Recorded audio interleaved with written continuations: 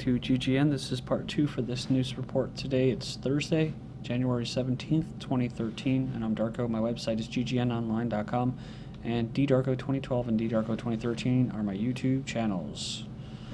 Okay, so I'm ready to continue here. With Pakistan, they accused India of warmongering on Kashmir. So it goes on here and it says that Pakistan accused India of warmongering and lodged an official protest on Wednesday after another soldier was killed in disputed Kashmir. They said it was deeply disturbing to hear statements which are upping the ante, where one politician is competing with the other to give a more hostile statement. And from the 16th, you have Pakistani government rejects all demands, orders to end the protest, which I wonder if it was, I mean, they have their own strife, political strife in the country, you know, but it just makes you wonder when it's engineered from the top down. Amid turmoil, Pakistan's leadership insists protesters' demands are unconstitutional. Pakistan's government is in dire straits, with the prime minister facing arrest at any moment for his role in a multi-million-dollar corruption scandal. Tens of thousands of protesters stage a sit-in in the capital city. Again, this is from the 16th. Then we have this article, and this is from the 16th as well. Pakistan's crisis could end up in a military coup. Experts aren't ruling out the possibility of a military takeover in Pakistan after the country's top court ordered the arrest of the prime minister. Anti-government protesters continue with their sit-in outside the parliament.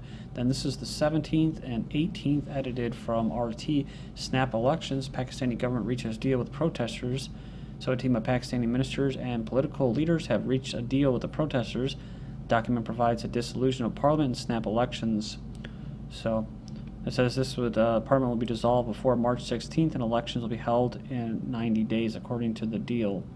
So I love this statement here. We have reached an agreement, says Muslim cleric. He told supporters camped out near the parliament, Allah granted us a victory and now you can go home. So U.S. forces kill 4 Afghan civilians in Herat Province.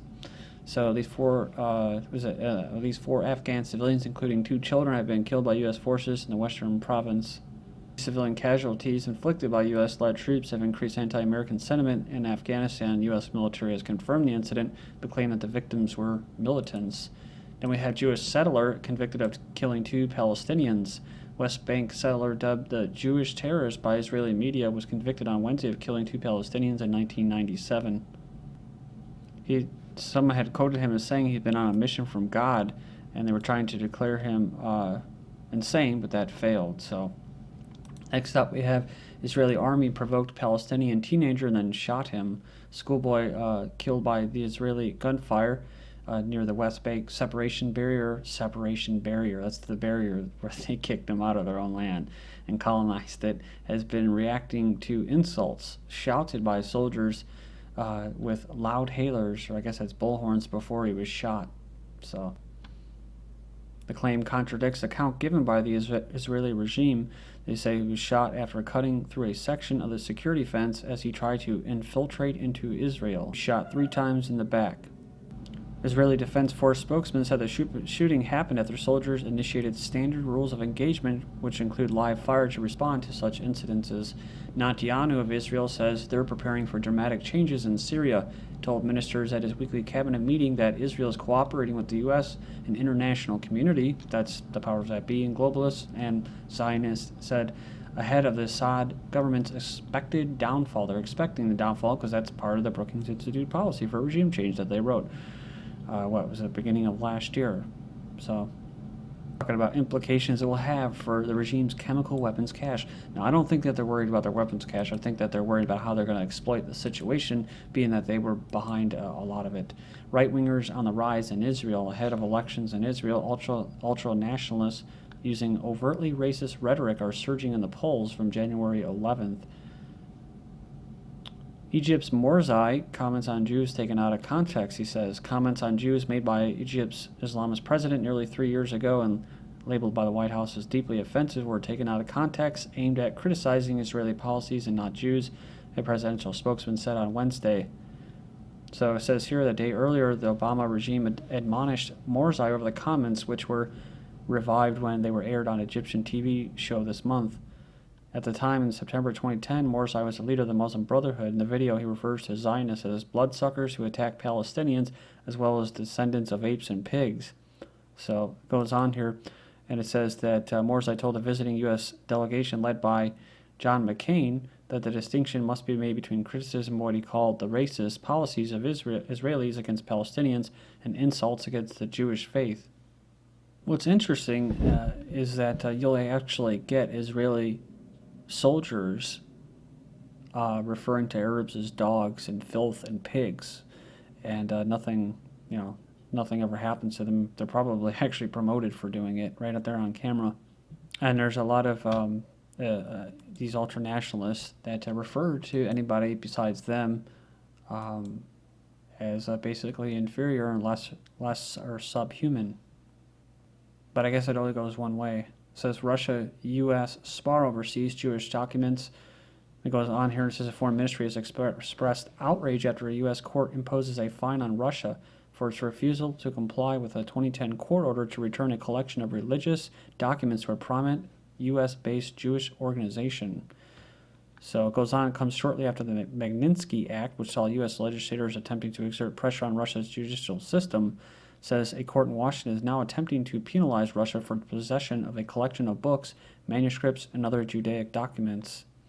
They say that it would require Russia to pay $50,000 a day to Shabab Lubavitch, an Orthodox Jewish movement headquartered in New York City, until it released the Schneerson Library, which the Jewish group claims rightful ownership. So, the Russian Foreign Ministry said on Thursday it's outrageous that a Washington court has taken this unprecedented step, fraught with most serious consequences as the imposition of a fine on a sovereign state. And switching gears here, Obama's and Martin Luther King's stories will merge Monday, so their stories are going to merge. They're a lot alike. It says when Obama takes the oath of office Monday, the national holiday celebrating Martin Luther King Jr.'s life and vision, the links between the two men will be easy to discern. Obama has long encouraged the ties between King and himself. Both battled enormous odds to build historic, multi-ethnic, multiracial coalitions to advance the cause of civil rights. It says both won the Nobel Peace Prize, or Peace Prize. Both could also use soaring rhetoric to inspire millions. Both had to overcome critics who accused them of socialist or communist sympathies, as well as black activists who maintained that they weren't strong advocates for African Americans. What King and Obama have in common is that they both have articulate voices, both being heard at the time when people were listening and wanted to listen. Well, let's see. King, I have a dream. Obama, I have a drone. So it says a simple twist of fate has set President Obama's second inaugural address for January 21st, the same day as Martin Luther King Jr.'s national holiday. Obama made no mention of King during the inauguration 4 years ago, but since then, in word and deed, the president has done much to distinguish himself from the man who said, I have a dream. After a speech at the March on Washington for Jobs and Freedom in August 1963, King went on to take the great risk as a passionate advocate for peace. After his inaugural speech in 2009, Obama pursued the policies that epitomized King's grim warning in 1967, quote, when scientific power outruns moral power, we end up with guided missiles and misguided men, end quote. But Obama has not ignored King's anti-war legacy. On the contrary, the president has gone out of his way to distort and belittle it. In his 11th month as president, while escalating the U.S. war effort in Afghanistan, a process that tripled American troops there, Obama traveled to Oslo to accept the Nobel Peace Prize. In his speeches, he cast aspersions on the peace advocacy of another Nobel Prize laureate, Martin Luther King Jr. He says the president struck a respectful tone as he whetted the rhetorical knife before twisting. I know that there's nothing weak, nothing passive, nothing naive in the creed and lives of Gandhi and King, he said, before implying that those two advocates of nonviolent direct action were in fact passive and naive. I face the world as it is and cannot stand idle in the face of threats to the American people, Obama added. Interesting. He says moments later he was straining to justify American warfare, past and present and future, to say that force, this is what he said, to say that force may sometimes be necessary is not a call to cynicism, it is a recognition of history, the imperfections of man and the limits of reason. He says that the United States has helped underwrite global security for more than 6 decades with the blood of our citizens and the strength of our arms. So he says whatever mistakes we have made, this is the plain fact. Next up, petition-weary White House changes rules. You now need 100,000 signatures to get official response. So, pretty interesting. It says here that the White House won't be responding to any more of these petitions, not unless they get 100,000 signatures. Yesterday, the White House raised the 25,000 signature threshold previously required to get official regime response to a petition submitted on We the People. So they never expected it to be that big. So Obama critics end up on U.S. government's kill list as an MP. It says here that violation of human rights has become a normal practice in the Western countries, especially in the U.S., and the names of the critics of U.S. President Obama are put on the kill list, this individual said. The Iranian lawmakers further stated that those who censor the U.S. and Israeli authorities can never be safe from harm, and those who claim to be advocating human rights do not tolerate any criticism. Talking about, when we're talking about human rights, we're talking about people that, like France and U.S. and all them, that go and blow up humans with drones and stuff like that, and hire terrorists to blow up other civilians. Poll says Republicans say Obama's hiding something. The story goes down to wash it down.